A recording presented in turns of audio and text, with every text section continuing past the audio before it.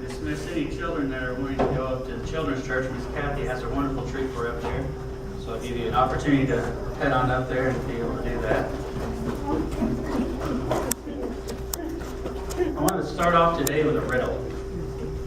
I like riddles. Get your brain thinking, get your head going. Something a lot of us don't do a lot of them, obviously.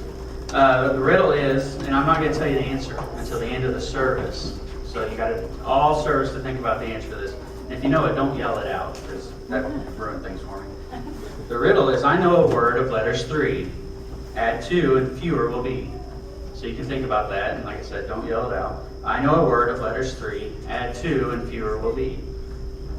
We want to start today in Exodus chapter 3. This is going to be in verses 14 and 15. Now, this is the part of the Exodus where Moses is out in the wilderness and he sees a burning bush. And they saw burning bushes a lot back then, because in the desert, when there is rain and there's a thunderstorm, what gets hit by lightning? Cactuses, bushes, stuff like that, right? So it wasn't anything new for him to see a burning bush. However, what happened to this bush? It didn't burn. It just kept burning and burning. And so it says in the beginning of the chapter that in verse 3 it says, I will now turn aside and see this great sight, why the bush does not burn. So it must have been burning for a while. It must have been burning for a little bit for him to notice and take notice and say, it's not gone yet. It's not burned out. It's not burned up.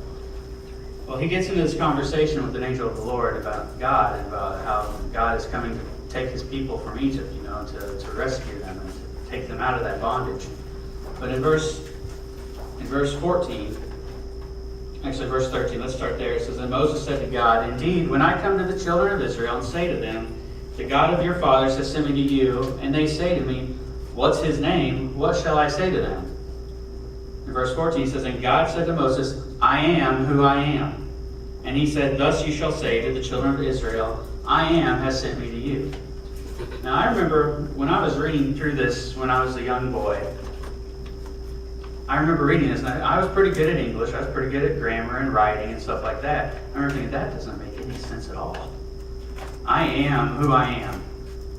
And the first thing it made me think of was Popeye. How many of us used to watch Popeye? Yeah. Popeye the Sailor Man, right? Popeye, one of his big sayings was, I am what I am, and that's all what I am. Well, as a kid, that's what I thought of. So I got into looking at this, and as a boy, I was reading this, and then I went on to say, I am has sent me to you. Well, I didn't understand that at all either. I was like, how can somebody say, I am has sent me to you? How can somebody name themselves I am? So I just went on and, past that part, because there's some parts of the Bible where you read and you go, what? This was one of those for me as a child that I passed by that and went on. Well, what I noticed was, as I got a little bit more in the faith, I got a little bit more versed in Scripture, I went back to this, and I started noticing, this is the true picture of who God is. This is the true picture of God. I am who I am. There are two things about that I can point out. And the first thing is that God is eternal. God is eternal. He was, He is, and He is what will be. Well, now that I've been in some of my classes through the Southwestern Baptist, we've talked about the Septuagint, and that is an ancient writing, which lists, it's got the Greek and the Hebrew, and that's what a lot of the scholars used back then. And what it says in the Septuagint is, I will be what I will be. Well, that shows us that is God's unchanging character, right? God can't sin. God can never sin. He couldn't sin in the past. He won't sin now. He won't sin in the future. One thing that's even cooler about this I am who I am, is the fact that it gives us a reference for who He truly is. And that is, like I said, His eternal picture, His unchanging character, and the fact that we can rely on that. God's never going to change. This Bible is never going to change. It's the word, the meaning, the words, everything in it is eternal. Well, I wanted to tie that into the true message today, and that is, there are 7 I ams of Jesus, and we're going to look at those in a minute. They're found in the book of John. Now, how does God saying I am who I am tie into Jesus' I ams? Well, we know that God and Jesus are one, right? They're one, but represented in 3 different ways.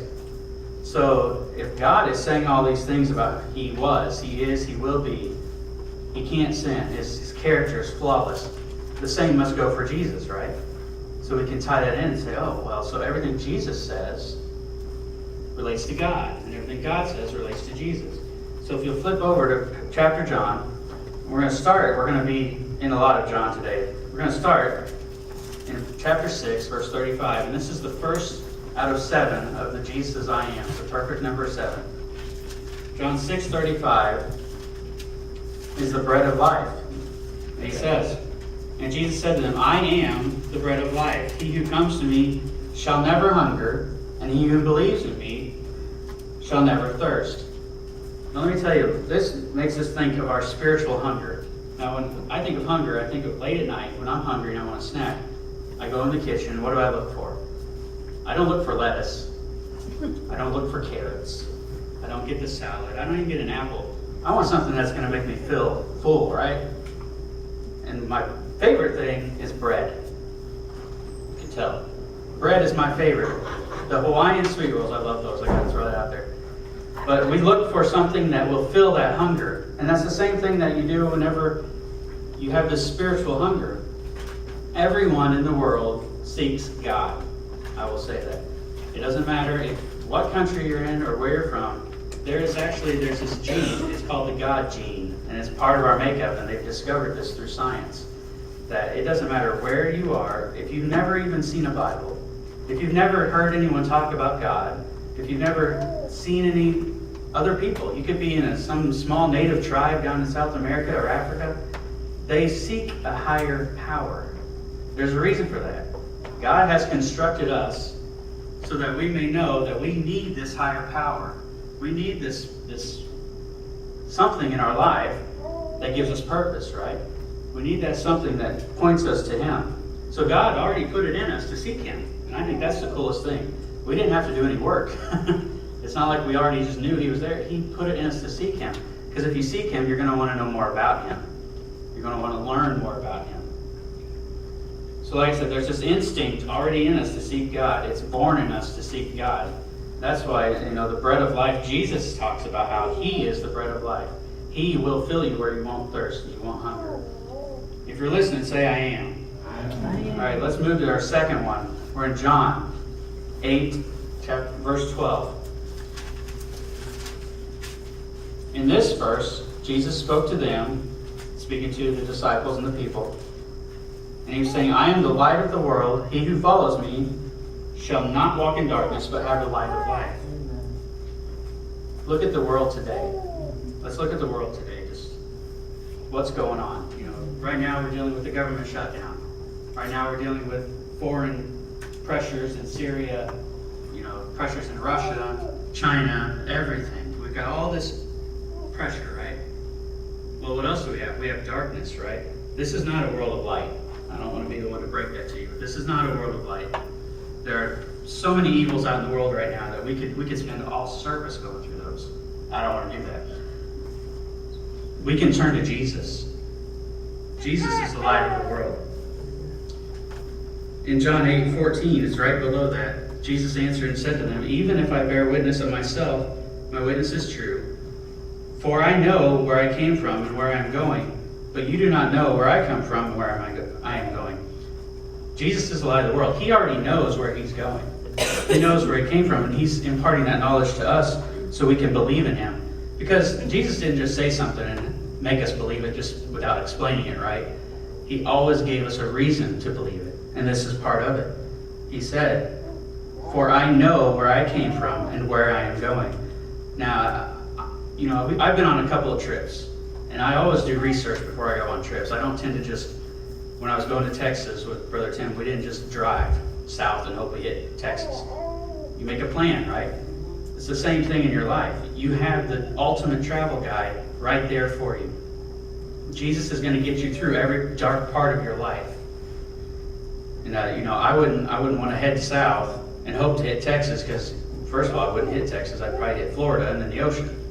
But secondly, to be able to read this Bible and to know that anything I'm going to go through, any kind of darkness in my life, when my father died, and then I call my second father passed away from cancer, and then my third stepfather passed away, I turned to this. I didn't turn to the world because I knew the world was full of darkness. I turned to this because I knew this is what would have the answers for my life.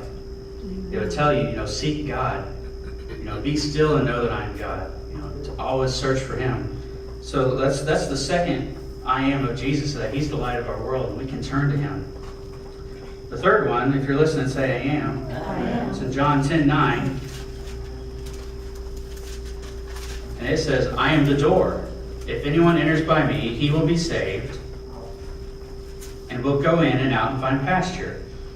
At this point, Jesus was kind of looking at us like sheep, which is what we are, right? And what the sheep would do is they didn't have a lot of doors back then. What they did was they had a shepherd. He would stand in the door and he would let certain ones in and keep certain ones out. And that's how they separated them and stuff like that in the old days. He's saying he's the door. Well, you can't get into a building without a door. And there's many of ways people try to get in to heaven, right? We know those. We'll go over those in a minute. In Joel 2:32, chapter 2, verse 32, it says, everyone who calls on the name of the Lord will be saved. Jesus right here, the door, is telling you everyone who calls on me will be saved. That means you don't have to do a certain thing other than trust in him and believe in him. It says everyone. Atheists. Can atheists be saved? Can Jews be saved? Can abortion doctors be saved? Murderers, neo-Nazis, gossipers, liars, gamblers, thieves, lawyers. These people can all be saved. And what the cool thing is, with this being able to be saved and having this ability to just open the door, all you have to go to the door and do what? You have to just open it. You have to accept it. You have to know it's there. Jesus is telling you, I am the door. Let's go on to the fourth one. The fourth I am of Jesus is in John 10. It's just right below that. You don't even have to flip. It's 11 through 14, and I won't read all those, but 11 says, I am the good shepherd. The good shepherd gives his life for the sheep. Now, if you go on to read that, it talks about how when you're the shepherd, those are your sheep. You own them, so you're going to take care of them. Now, there's a difference when you own something and when you hire someone to do something. And I also have a business degree. When you think of that, if I own a business and I want to know what's going on, I am going to be the one paying special attention to it, right? However, if I pay someone to just say, you know what, you take care of that business, you take care of it, just let me know how it's going. That person taking care of the business doesn't have the same vested into it as you, right?